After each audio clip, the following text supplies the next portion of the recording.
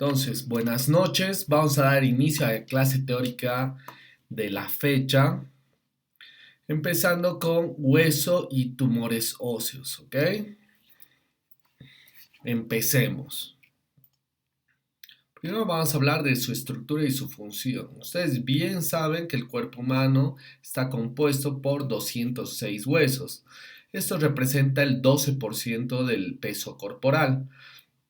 ¿Y cuál va a ser la función? Soporte mecánico, la transmisión de fuerza, la protección de órganos internos, por ejemplo, de la caja torácica, el corazón, los pulmones, homeostasis mineral y también sirve como lugar principal para la hematopoiesis, ¿ok? Se genera todo lo que es la serie roja y blanca. Como pueden apreciar en la imagen izquierda, estas son las partes de un hueso largo. Empieza con diáfisis, metáfisis y la epífisis. La metáfisis es la unión entre ambas estructuras y es importante cuando se aprecia en el cartílago de crecimiento. Entonces, dependiendo de algunas patologías, dependiendo la edad, puede ser primordial la localización. ¿Ok? Empecemos. La matriz tiene un componente extracelular del hueso. La matriz está compuesta de osteoide, un 35%, y el restante de minerales, un 65%. Hay que tener en cuenta que la hidroxiapatita da la dureza de depósito del 99%, está asociada a calcio, como el 85% a fósforo. El osteoide contiene colágeno tipo 1 y glucosaminoglucanos. La matriz, como pueden apreciar en la imagen izquierda superior, puede ser trenzada, una forma irregular, o puede ser laminar en capas, como se ve en la imagen inferior izquierda. Ahora, en cuanto a la histología, esto es histología básica, tienen que saber que está compuesto por tres tipos de células. En la imagen superior izquierda están por los osteoblastos. Estos son células redondas, nucleolo excéntrico lateralizado, nucleolo evidente, y tiene esa disposición en hileras, ¿no? Como se puede apreciar en fila.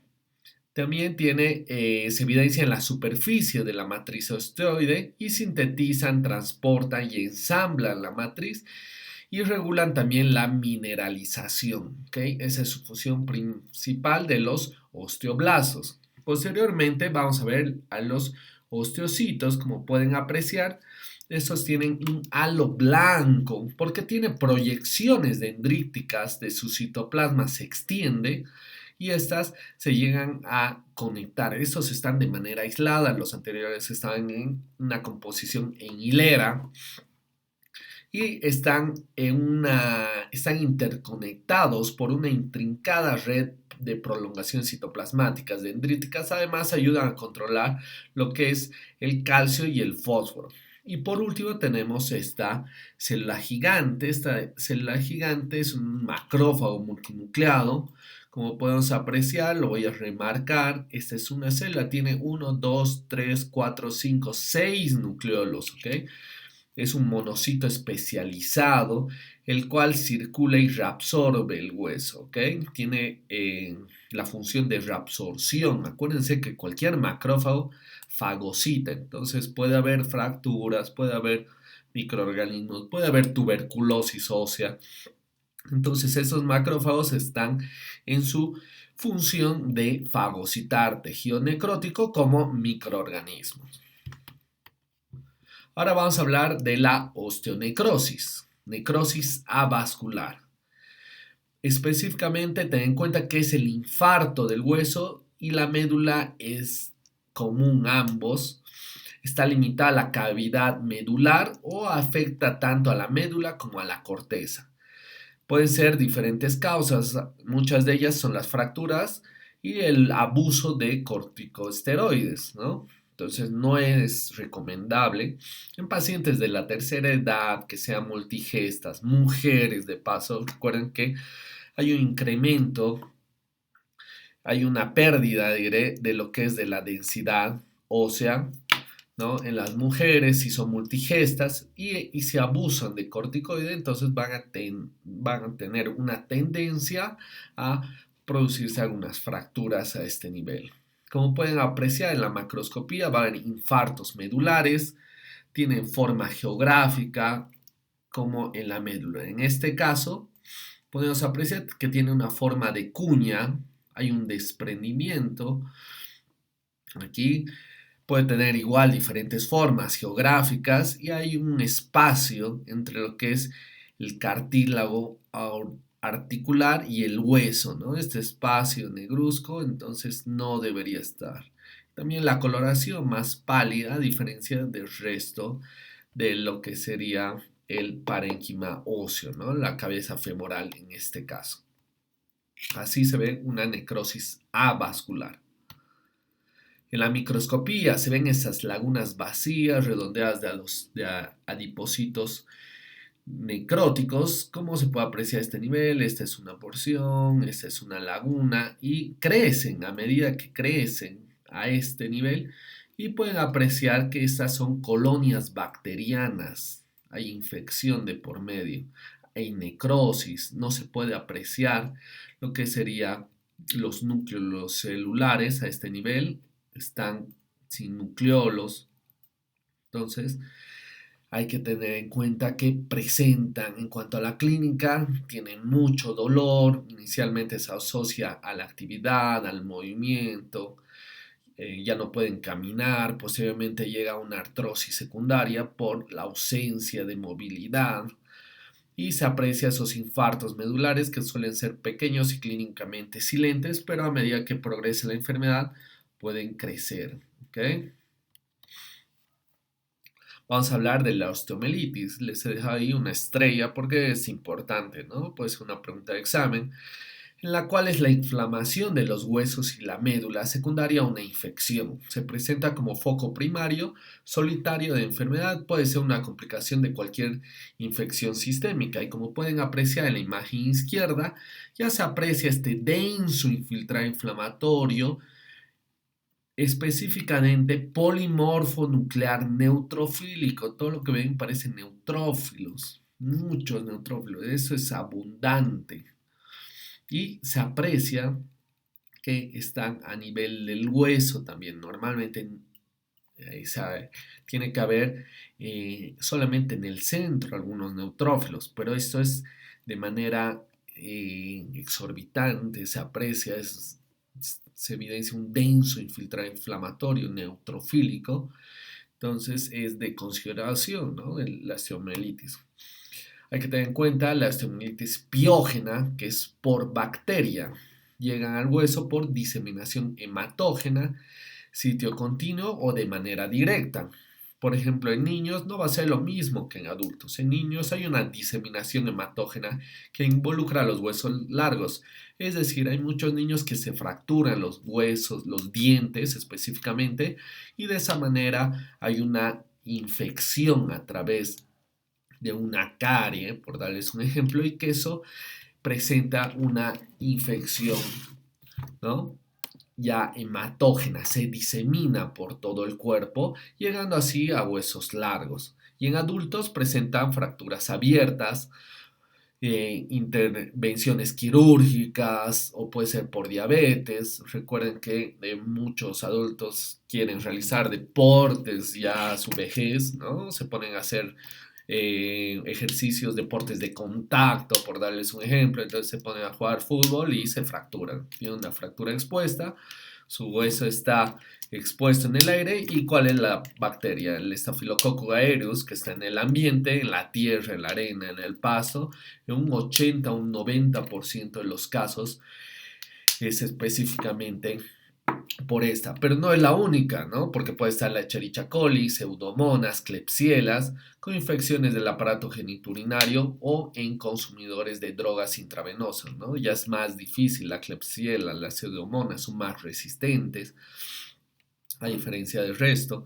Y tener en cuenta la imagen de la izquierda, como podemos apreciar de igual manera un denso infiltrado inflamatorio, linfocitario, pero hay un predominio polimorfo nuclear. ¿Por qué digo polimorfo nuclear? Porque se ven que son polilobulados, son neutrófilos en su mayoría.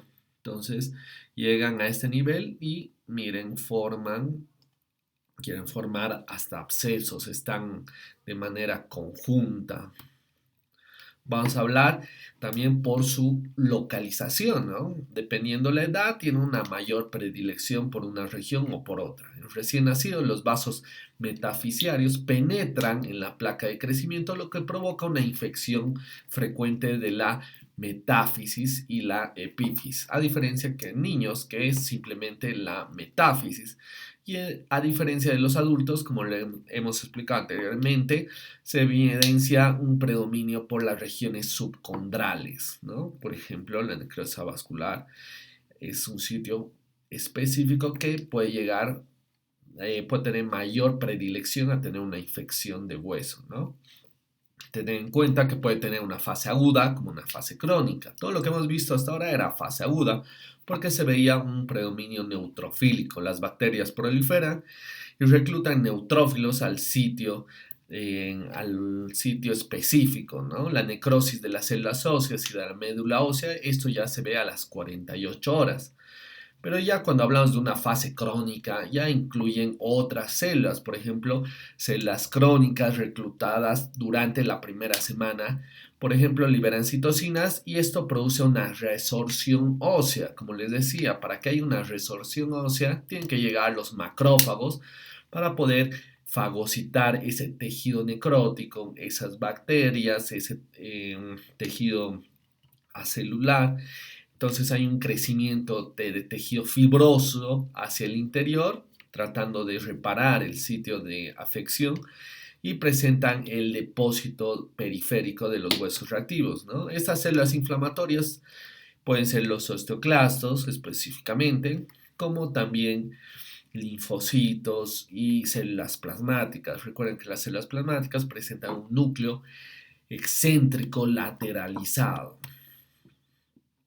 En cuanto a la clínica, presenta malestar general, fiebre, escalofríos, leucocitosis, dolor punzante intenso sobre el hueso infectado. La radiografía presentan, como pueden apreciar en la imagen izquierda, esa destrucción ósea, ¿no? Un foco lítico rodeado de esclerosis. Miren, todo esto está afectado. Entonces hay una infección de por medio y hay una destrucción ósea, a diferencia de la mitad superior que se encuentra bien, ¿no? Entonces ya hay una alteración ósea en la radiografía, como pueden apreciar en esta imagen de igual manera, ¿no? Pero cuando es ya con osteomielitis por micobacterias, hay que tener en cuenta que es más destructiva. Si se aprecian una con otra, esta es ya de toda la tibia, ¿no? Entonces ya hay una afección mayor en todo el eje del hueso. Es más destructiva, más resistente, son personas, no es cualquier persona, ¿no? Son personas inmunodeprimidas con tuberculosis pulmonar o extrapulmonar, se transmiten por sangre y se originan de un foco de enfermedad visceral activa. En cuanto a la microscopía, como bien saben, lo hemos repetido todo el año, ustedes piensen, se tienen que ir sabiendo que la tuberculosis extrapulmonar, ¿no?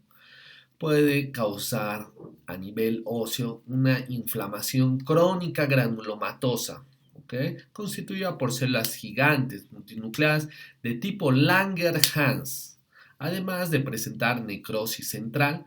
Entonces no es cualquier necrosis, es una necrosis calcificante. En la macroscopía se va a ver como queso, por eso el nombre calcificante. Además, presentan los macrófagos, van a tratar de fagocitar el bacilo de Koch, ¿no? Entonces, eso se ve con la tinción de Ziehl-Nielsen. Entonces, se ve positividad del microorganismo cuando es magenta, ¿ok? El 40% de los casos de osteomielitis por micobacterias se localizan en la columna vertebral y mucho se asocia a la enfermedad de Pott. Ahora vamos a hablar de la sífilis, ¿no? La sífilis presenta el treponema páleo y el pertenuen, ¿no? puede haber una sífilis congénita, que eso se da en el quinto mes de gestación, ¿no? Y les traigo esta imagen en la cual se evidencia ya una positividad intensa. Todo lo que ven amarronado en la porción izquierda ya hace referencia a estas espiroquetas, ¿ok? Entonces voy a separar una de estas, puede ser esta igual me gusta, porque tienen esa forma en tirabuzón. Miren, así se ve. Tirabuzón sacacorchos, ¿ok? Esta forma tiene las espiroquetas, ¿ok?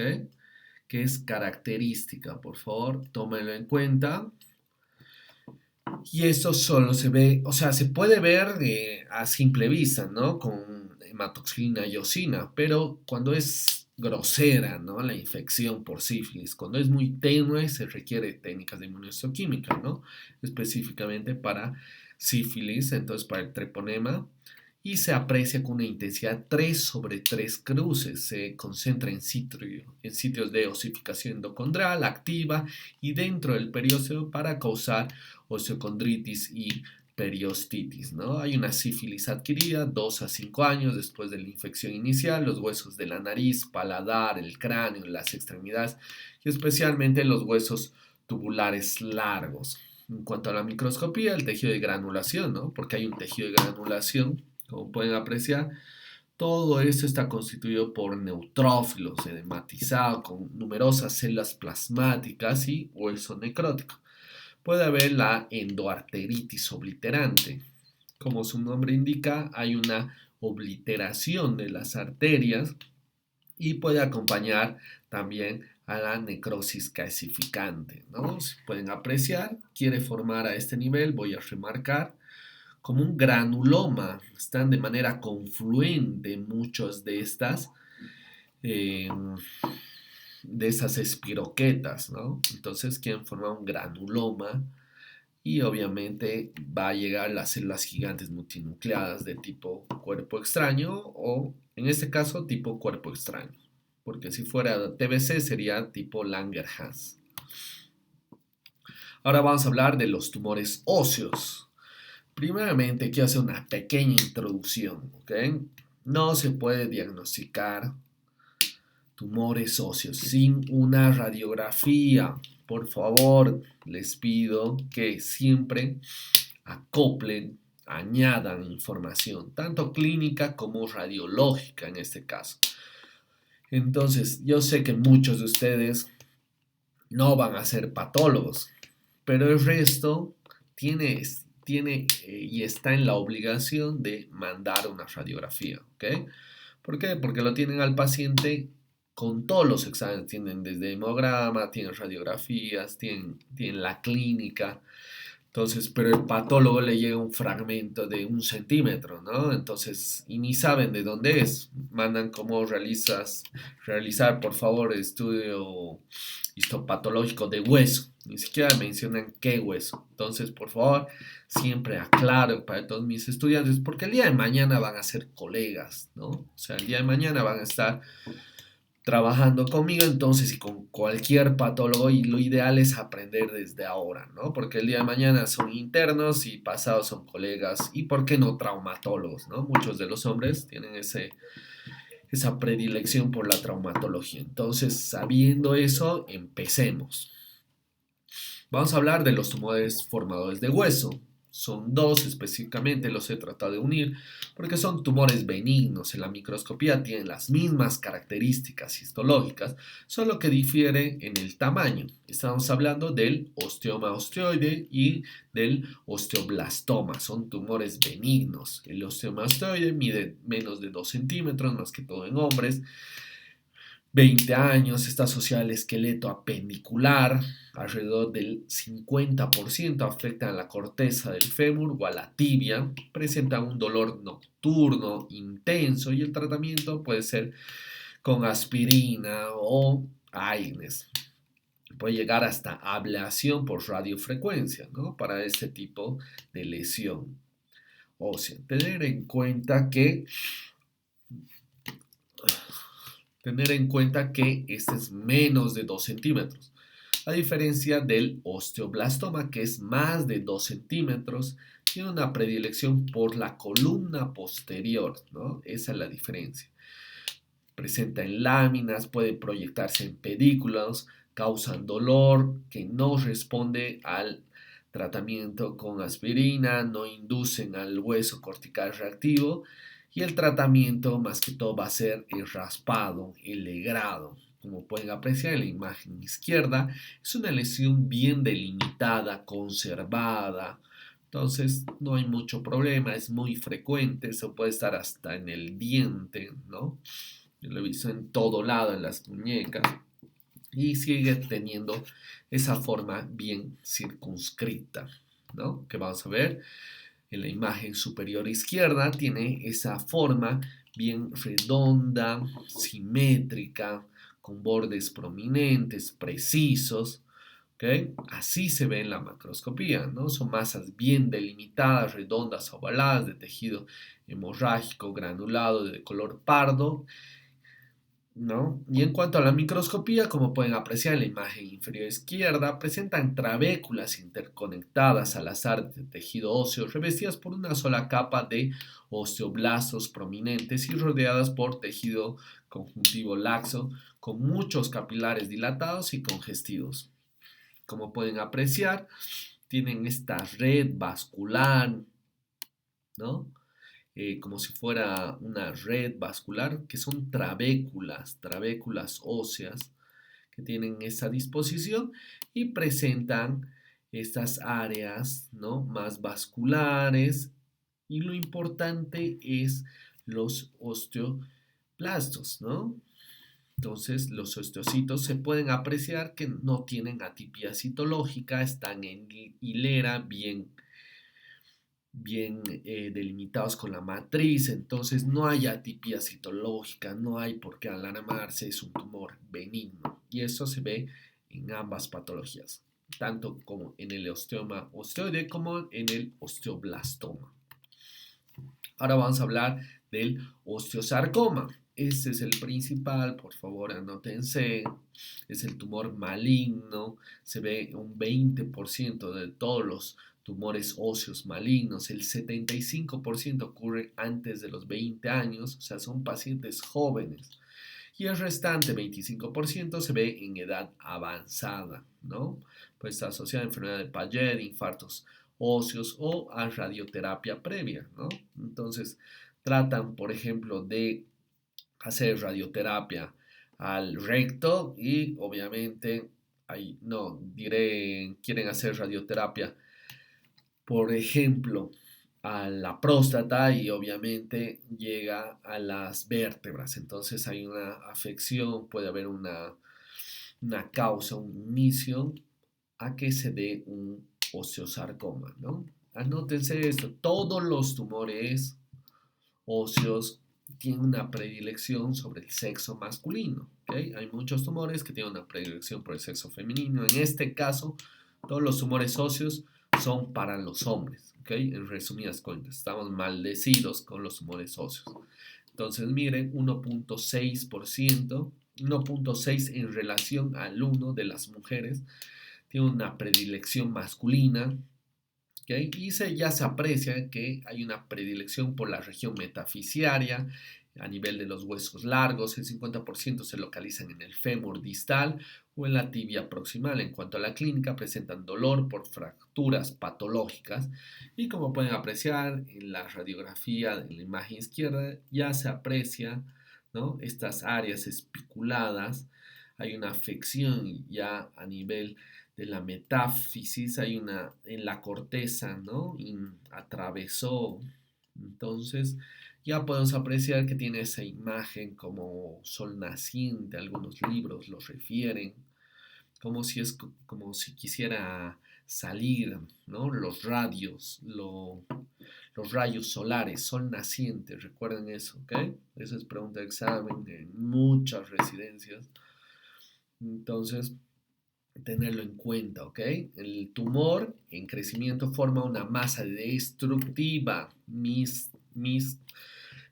lítica y blástica, ¿no? con márgenes infiltrantes. Es muy difícil, por eso directamente se hace una resección, una amputación. ¿Okay? En cuanto a la patogenia, más que todo adolescentes, menos de 20 años, hemos dicho. Segundo,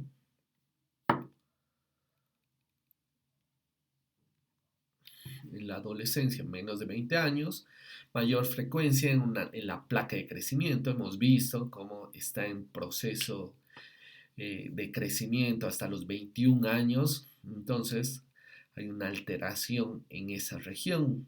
¿Okay? El 70% de los osteosarcomas han adquirido anomalías genéticas, por eso se da en adolescentes, incluidas aberraciones cromosómicas. ¿Cuáles? Aquí les traigo las 4 principales. La primera, mutaciones del RB, están presentes hasta un 70% de los casos y hay un riesgo de 1000 veces mayor de osteosarcoma si presenta esta mutación. Otra es la TP53, que está mutada en la línea germinal de las personas con el síndrome de Li-Fraumeni, ¿no? La tercera es el CDKN2A, también conocido como el INC4A, que codifica 2 supresores de los tumores, ¿cuáles? El P16 y el P14. Y por último, el MDM2 y el CDK4, que inhiben la función del P53 y del RB. Entonces, va a haber una afectación a nivel de las mutaciones, específicamente en la primera, ¿no? En la imagen izquierda ya podemos apreciar esta lesión, es una neoplasia maligna de estirpe mesenquimal. Acuérdense que es mesenquimal porque nace desde el hueso. Y miren, aquí hay una afectación, hace un pushing, está empujando. Vamos a cambiar de color a un azul, ¿no? Para que haga un poco de contraste. Miren, hace una imagen en pushing. Aquí debería haber trabéculas, ¿no? Pero esta lesión destructiva, lítica, o sea, lo destruye la porción ósea. Entonces, todo esto es tumor, todo esto. Aquí debería haber, esto debería estar relleno de hueso, de trabéculas. Esta porción es lo único normal de lo que se ve en esta lámina histológica, ¿no? Así debería estar con la presencia de trabéculas, pero en este caso, miren, a este nivel ya podemos apreciar esa neoplasia maligna de estirpe mesenquimal constituida por células gigantes multinucleadas, elevado índice mitótico, ¿ok? Se evidencia pleomorfismo nuclear, hipercromasia nuclear en muchas de estas células. Miren, algunas de estas presentan ya lo que son mitosis explosivas, atípicas, que vamos a ver a continuación, ¿no? En la macroscopía son tumores voluminosos, granulosos, de color blanco grisáceo, que a menudo contienen hemorragias y degeneración quística, ¿no? Algunas de estas pueden apreciarse, ¿no? Esto ya se ve una invasión, esto está bien, esto es lo único bueno de lo que tiene este tejido, no, este hueso largo. Y como pueden apreciar, afecta la corteza, atraviesa la corteza, atraviesa la corteza. Todo esto es tumor. No solamente esto, hay áreas de necrosis, esta puede ser otra área de necrosis, hay una afectación a la médula, ¿no? Se disemina ampliamente al canal medular y reemplaza la médula hematopoyética, o sea, a este nivel debería haber médula y solo se ve tumor, ¿ok? Con esa coloración característica porque es formador de hueso. En la microscopía, como les mencionaba, se ve un pleomorfismo marcado, ¿no? Un pleomorfismo marcado, núcleos hipercromáticos grandes, células gigantes, tumorales atípicas, mitosis abundantes, ¿ok? Y no es cualquier mitosis, como pueden apreciar, tiene una mitosis explosiva atípica, como se aprecia la flecha, Y no solamente eso, algunas de estas pueden ser binucleadas, se aprecia el nucleolo evidente en muchas de ellas, y hay una destrucción ósea. Esto es lo único que queda de lo que serían las trabéculas, ¿no? Producen osteoide no mineralizado, hueso mineralizado. En cuanto a la clínica, presenta dolor, metástasis ocultas. Más que todo hay una predilección por el pulmón, huesos como las vértebras y el encéfalo a distancia, ¿no? Tiene ese patrón eh, cordonado en planchas, en sábanas, y el tratamiento va a ser obviamente quimioterapia, quirúrgico en el mejor de los casos, si se puede hacer una amputación, resección ampliada, con un margen de seguridad apropiado. Y por qué no quimioterapia posoperatoria, o sea, es quirúrgica, quirúrgica y posquirúrgica, ¿no? La quimioterapia. Eso es importante. Vamos con el siguiente, con el osteocondroma. Este ya es un formador de cartílago, ¿no? Como pueden apreciar, condroma hace una asociación con tumores benignos. Recuerden, por favor, siempre el sufijo oma hace referencia a tumores benignos. Obviamente no es una regla porque un linfoma es maligno, un seminoma es maligno, ¿ok? Pero muchos de ellos sí, ¿ok? Entonces, en este caso, el osteocondroma es un tumor benigno, más común en un 85% son solitarios, esporádicos, más que todo hay una predilección por el sexo masculino, una relación 3:1, ¿ok? Está unido al esqueleto por un tallo óseo recubierto por cartílago. Más que todo se da en adolescentes, adultos, puede ser solitario, pero en este caso podemos apreciar que son bilaterales. Es un poco más raro, ¿no? Porque normalmente refiere que son solitarios, en este caso pues, están bilateral, ¿no? A los dos lados del hueso. Obviamente el sitio más común es la metáfisis. En la macroscopía son masas de crecimiento lento que pueden ser dolorosas si afectan un nervio o si se fractura el tallo, ¿no? Entonces es para considerar. Este me encanta, tiene una forma bien de champiñón, ¿no? O sea, de coliflor, tiene un cuello, entonces simplemente se hace esa resección, ¿no? A veces ni se lo toca. En cuanto a la patogenia, presenta mutaciones con pérdida de la función de la línea germinal en el gen X1 y del X2, ¿no? Los glucosaminoglucanos reducidos o anómalos pueden evitar la difusión normal del Indian Head, un regulador local del crecimiento del cartílago. Así se aprecia, puede llegar hasta 20 centímetros, imagínense, es descomunal. Entonces podemos apreciar de igual manera, ¿no? Tiene una base condroide, por eso no es tan osificada como esta porción, ¿no? O sea, por eso es condroide y es fácil de identificar. En la microscopía vamos a ver como una cápsula compuesta por cartílago y hialino benigno y está cubierta por un pericondrio. Así se ve. Entonces esta porción,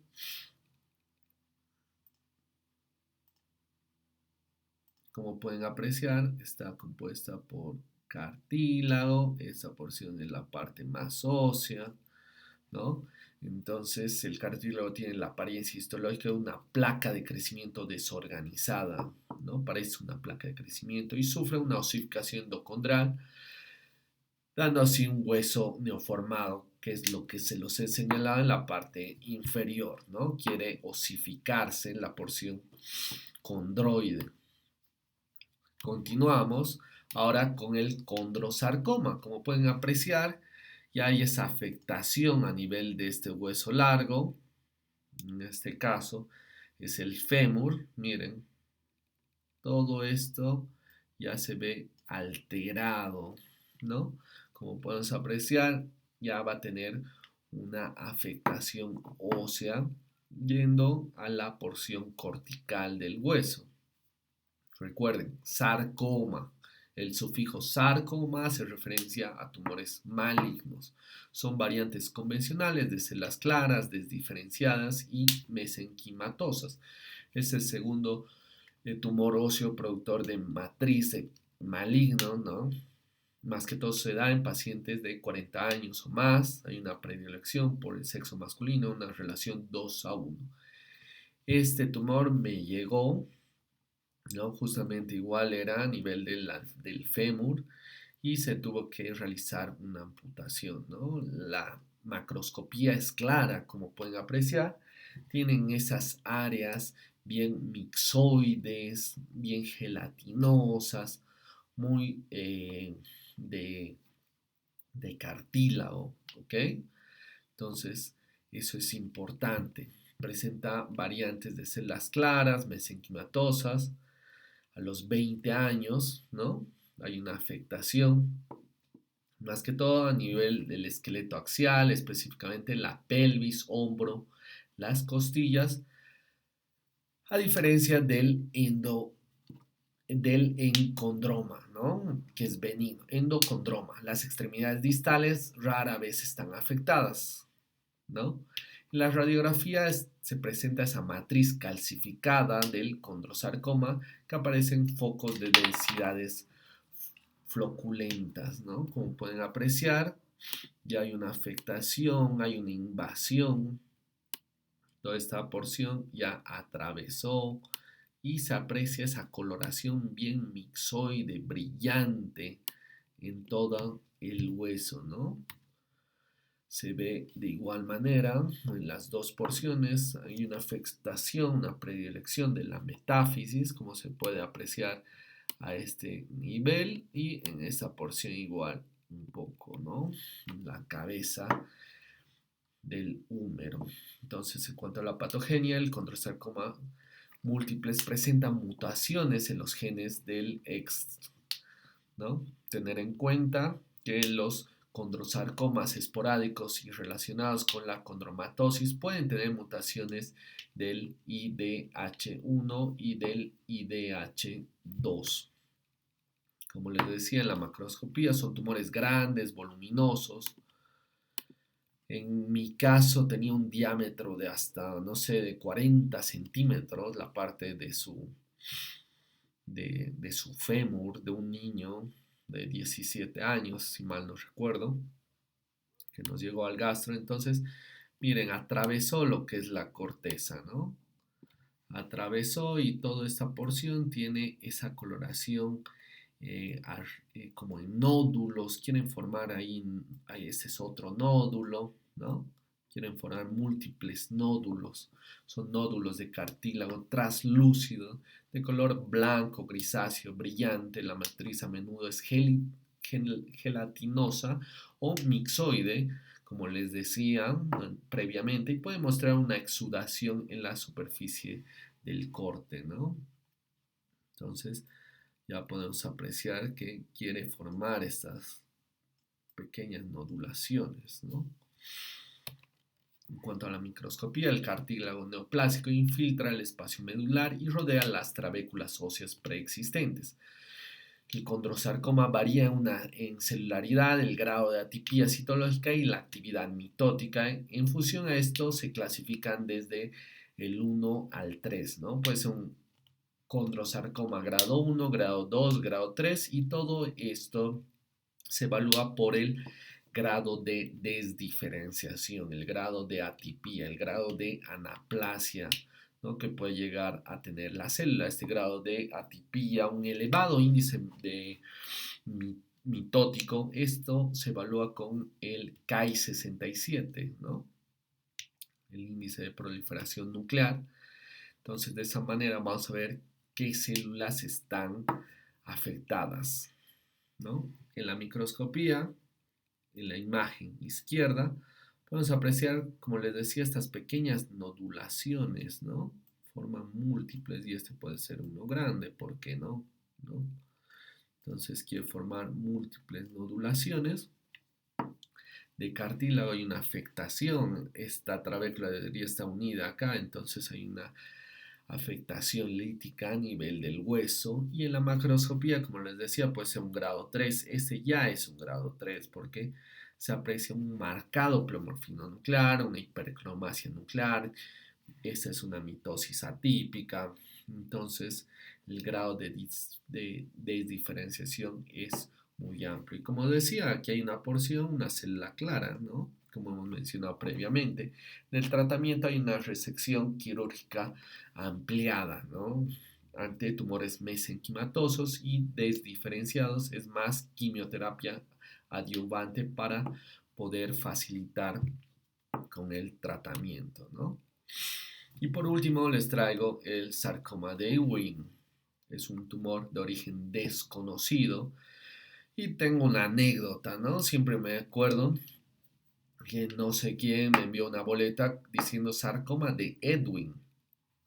Y hasta el día de hoy todavía no conozco a un Edwin, ¿no?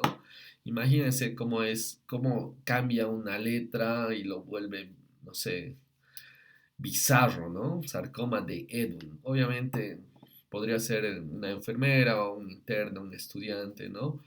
Entonces no quiero que caigan en eso. Cualquier cosa, pregunten, ¿no?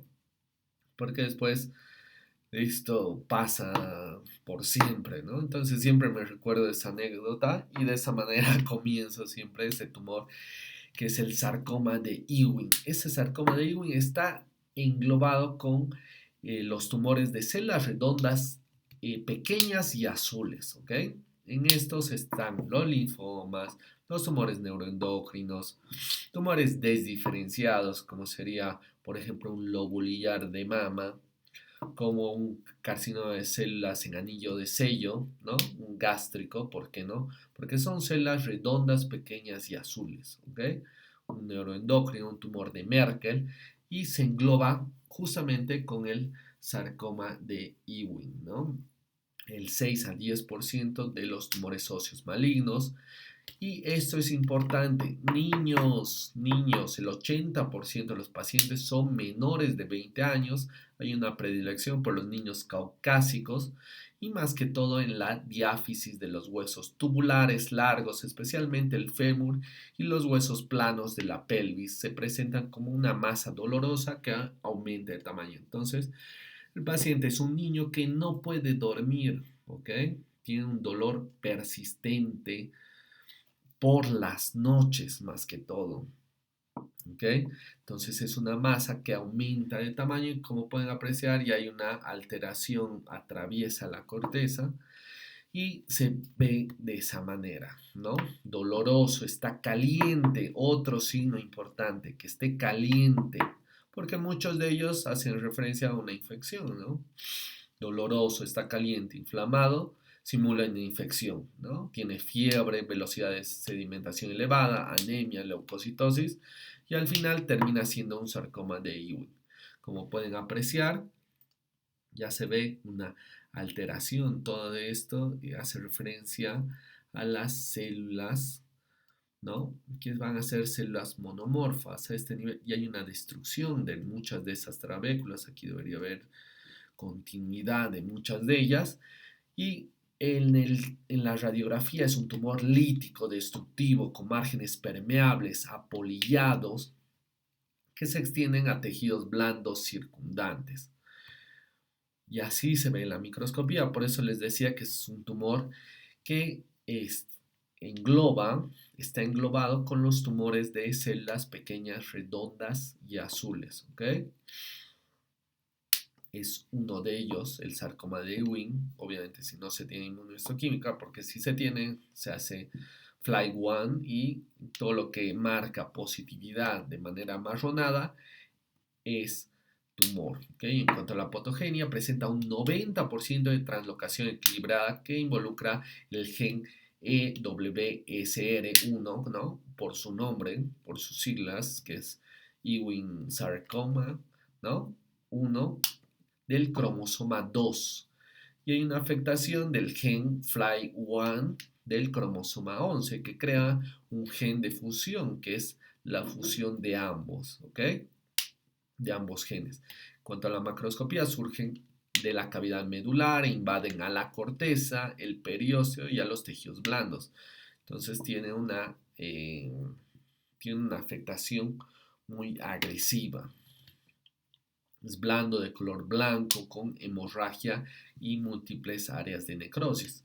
Como pueden apreciar en la imagen izquierda, se evidencia ese tumor con el núcleo predominante, un citoplasma escaso, son células monomorfas del mismo tamaño, por eso les decía que son pequeñas.